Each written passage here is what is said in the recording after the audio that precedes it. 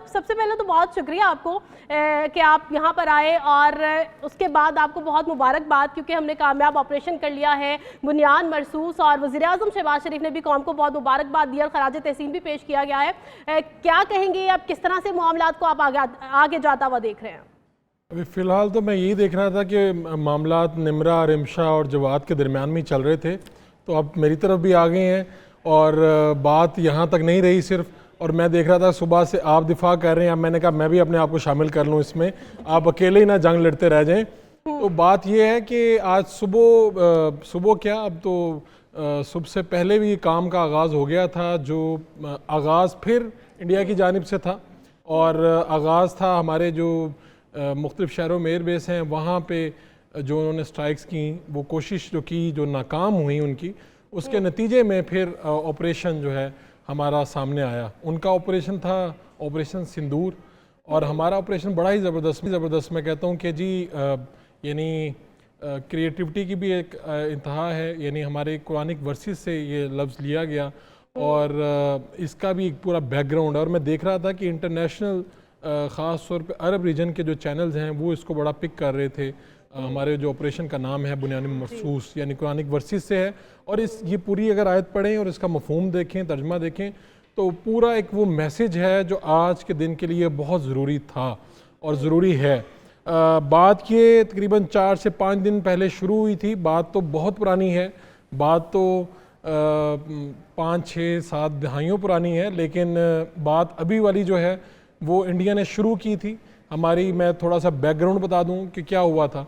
यानी हमारे शहरों पे, हमारे बेगुनाह शहरियों पे, हमारी मसाजिद पे मिसाइल दागे गए थे और उनका तकद्दुस पामाल किया गया था। हमारी जो बाउंड्रीज़ हैं उनका तकद्दुस पामाल किया गया था, और उस पे बात ख़त्म नहीं हुई। फिर आपने अपने ड्रोन्स भेजे, आपने अपनी टेक्नोलॉजी मज़ीद चेक की, हमारी चेक करने के लिए, हमारी जासूसी करने के लिए वो भेजे, और वो ड्रोन्स थे, शायद आप एक्सपेक्ट कर रहे हों कि हम पता नहीं यहाँ से कोई मिसाइल चला के उन्हें गिराएंगे, और हमारे तो शहरी यहाँ से उनको गिराते रहे हैं और गिरा के उनका मलबा उठा के ले जाते रहे हैं। मैं आज की आपको बात बता दूं कि जब ये सब कुछ हो रहा था, मैं टेलीफोन लाइन पे मौजूद था, हमारे चैनल एक न्यूज़ जब पल पल की खबर दे रहा था जी। उस वक्त भी जब थोड़ी सी रोशनी हुई है, मैं बाहर गया हूँ, घर के आसपास जो हमारे हमसाए हैं वो भी फ्रेश नज़र आ रहे थे, और सबको पता था क्या हालात हैं। यानी मुझे ये लगा कि लोग थोड़े से परेशान होंगे कि जंग की सूरत हाल बन गई है, ये वो लोग बहुत खुश नजर आए। उसकी वजह ये है, नहीं फारूक, आपकी यहाँ बात काटूंगी। भारतीय मीडिया के मुताबिक हम बहुत परेशान हैं और हमने 3 दिन से खाना भी नहीं खाया। हमने 3 दिन से, मुझे तो लगता है हमने खुशी में मुझे जल्दी नाश्ता करना पड़ गया। बात यह है कि इनके मुताबिक तो कराची तबाह कर दिया इन्होंने, लाहौर का साहिल समुंदर जो आज तक हम इतने सालों में नहीं देख सके वो भी तबाह कर दिया इन्होंने। वो अगर ये हमारे लिए बना देते तो बहुत अच्छा था। उसके अलावा ये हमारे पता नहीं किन किन शहरों पे काबिज हो गए। इनके मुताबिक हमारे आर्मी चीफ को इन्होंने अरेस्ट कर लिया है, हमारे वज़ीर-ए-आज़म को अरेस्ट, पता नहीं क्या क्या कर लिया। ये ख्वाबों की दुनिया में रहते हैं। ये कोई बॉलीवुड की फिल्म थोड़ी है जिसमें आप पाकिस्तान को जब मर्जी अपने को एक्टर को खड़ा करके पाकिस्तान के किसी मिनिस्टर को गिरफ्तार कर लेते हैं, कुछ भी कर लेते हैं। हुजूर ये है हकीकत की दुनिया, ये है पाकिस्तान। हुजूर ये है पाकिस्तान जो आपकी बहुत बड़ी टेक्नोलॉजी का मुकाबला करता है। हमारे पास शायद टेक्नोलॉजी उतनी बेहतर ना हो, उतनी महंगी ना हो जितना आपने इन्वेस्ट किया राफेल, जिसके ऊपर आप बहुत ज़्यादा इतराते थे, मगरूर थे आप कहते थे इसका मुकाबला कोई नहीं। और दुनिया भी हैरान हुई है कि फर्स्ट टाइम कैसे गिरे हैं, कैसे इनका कब्रिस्तान बना है पाकिस्तान। ये 6, 7 मई, 9 मई आप पहले भी पढ़ते थे, अब आप ज़्यादा पढ़ेंगे 10 मई को, क्योंकि 9 मई के बाद 10 मई आई है। और 10 मई में जो फिर कमाल किया पाकिस्तान की अफवाज ने, पाकिस्तान एयरफोर्स ने ख़ास तौर पे, और वो जो बेगुनाह शहरी थे, मैंने कहा था 26 बेगुनाह मासूम शहरी थे, बच्चे थे, ख़वातीन थे, मर्द थे, उन सब का बदला लेना, उन सब का जवाब देना बहुत ज़रूरी था। पाकिस्तानी कौम में एक बेचैनी ज़रूर थी, वो ये नहीं कि जंग हो जाएगी, वो ये बेचैनी थी कि हम जवाब क्यों नहीं दे रहे, हम इनका मुंह तोड़ जवाब क्यों नहीं दे रहे। लेकिन ये हिकमत अमली होती है, आपकी दिफाई, आपका हमला आवर होने का भी एक पूरा तकाजा होता है। ज़रूरी नहीं है कि जज्बात के साथ ये चीज़ें की जाएं। जब वो ड्रोन्स यहाँ पर भेज रहे थे, मैं आपके साथ इन्फॉर्मेशन शेयर कर रहा हूँ, तो मुझे जब लोगों से मिलने का इत्तेफाक हुआ, इन्फॉर्मेशन जब मैं इकट्ठी कर रहा था, तो वो ये कह रहे थे कि ये जो ड्रोन्स थे ये बुनियादी तौर पे एक के बाद दूसरा ड्रोन इस तरह से आता था कि ये हमारे रेडार सिस्टम पे हमलावर होते थे और उसको जैम करने की कोशिश करते थे ताकि इंडिया इसके बाद कोई नई चीज़ फौरी तौर पे कोई एक्ट कर सके। हमने भी बड़ा इनको बेवकूफ़ बनाया, बहुत सी चीज़ें सामने आएंगी कि यानी बड़ी दिलचस्प बातें हैं कि जहाँ पे रेडार्स की जगह कुछ और मौजूद है और लग वो यही रहा आपको कि रेडार है और सिग्नल भी वो दे रहा है आपके ड्रोन को, और जब आके ड्रोन उसके पास जाके जाता है उसको तबाह करने के लिए, उसको ख़राब करने के लिए, तो आगे से पता चलता है भाईजान ये तो रेडार है ही नहीं है।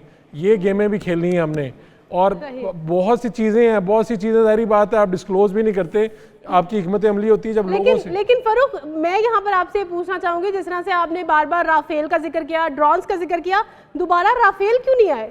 दोबारा राफेल आके जितना महंगा राफेल है, और ख़ास तौर पे फ्रांसीसी इनसे बहुत नाराज़ हैं, चीनी इस वक्त दुनिया में बहुत खुश हैं। क्यों खुश हैं? कि उनकी टेक्नोलॉजी है, इस्तेमाल करने वाले हम हैं। फ्रांसीसी क्यों नाखुश हैं? टेक्नोलॉजी उनकी है, इस्तेमाल करने वाले इंडियंस हैं, और इसलिए बेचैनी है, परेशानी है। राफेल इधर लेके आए थे, हमने गिरा दिए, और उनको अंदाज़ा ही नहीं था कि ये टेक्नोलॉजी भी गिराई जा सकती है। यानी अगर आप उसकी स्पेसिफिकेशन पढ़ें तो आप हैरत में मुब्तला हो जाते हैं। यानी पाकिस्तान में मैं ख़ुद यकीन माने कि पूरा आर्टिकल देखने के बाद मुझे अंदाज़ा हुआ कि ये इंसानी अक्ल नहीं मानती कि आपने ये तैयारे कैसे गिरा दिए। पूरी दुनिया इसका एतराफ़ कर रही है, और मेरा नहीं ख्याल कि इसके बाद फ्रेंच आपके साथ कोई बहुत बड़ी डील करने वाले हैं असले के हवाले से। आप पैसे देंगे, लोग कहेंगे भाईजान हमने आपको ये चीज़ें नहीं देनी, क्योंकि वो कहते हैं ना कि ड्राइवर जो है वही असल में। अभी कल अक्षय कुमार की एक मूवी का डायलॉग था, मेरे सामने आ रहा था, उसने कहा कि जहाज़ उनके अच्छे, उनका भाई जहाज़ का मसला नहीं होता, चलाने वाले का मसला होता है। तो हम हमारे यहाँ पे किसी नाडी को ड्राइवर बना दें तो क्या करता है, वो गाड़ी ठोक देता है जाके कहीं पे। तो बात यही है, ये जवाब साहब भी कुछ मेखल कहना चाह रहे हैं, बार बार एग्जैक्टली कह रहे हैं, उषा भी कह रही है, निमरा भी कह रही है। इंडिया को हमारे ये तीनों एंकर ही काफी हैं, बाकी हमारी आपने सबका नाम लिया फरूक, अब आपको सबको सुनना पड़ेगा, सबके जवाब देने पड़ेंगे। फरूक ये बताइएगा कि जिस तरीके से India have been like doing this back and forth, वो पाकिस्तान पर कॉन्टिन्यूसली अटैक्स कर रहा है, और जिस तरीके से हमने देखा कि पाकिस्तान ने फिर रिटालिएट किया, जवाब दिया, एक मौसर और एक मुकम्मल जवाब दिया। हमने अभी तक उनकी सिविलियन आबादी को निशाना नहीं बनाया, किसी सिविलियन इंफ्रास्ट्रक्चर को निशाना नहीं बनाया, बड़े लेजिटिमेट और जो है जो मखसूस हमने उनकी फौजी अहदाफ थे उनको टारगेट किया। तो व्हाट डू यू थिंक कि भारत जो है रिकन्सिडर करेगा अपनी स्ट्रैटेजी को, अपनी प्लानिंग को, या फिर वो फ्यूचर में भी ऐसे ही मजीद इक़दाम कर सकता है? देखिए, एक बात तो आप देखें कि इनकी आप प्रेस ब्रीफिंग सुनी है, बतौर जर्नलिस्ट आपको सुननी चाहिए, हमें सुननी चाहिए, आवाम को भी सुननी चाहिए, ताकि पता चले कि इस दुनिया में हो क्या रहा है, सच क्या है, झूठ क्या है। मैंने इनकी सारी ब्रीफिंग सुनी। आप ये देखें कि वो ये कह रहे थे, जब ब्रीफिंग दे रहे थे तो वो ये कह रहे थे कि हमने टेररिस्ट जो थे, इनके कैंप्स थे, उन पे हमला किया था। ये मैं 6 और 7 मई की दरमियानी शब वाली बात कर रहा हूँ, जो भावलपुर, मुरीद के, कश्मीर जो वो।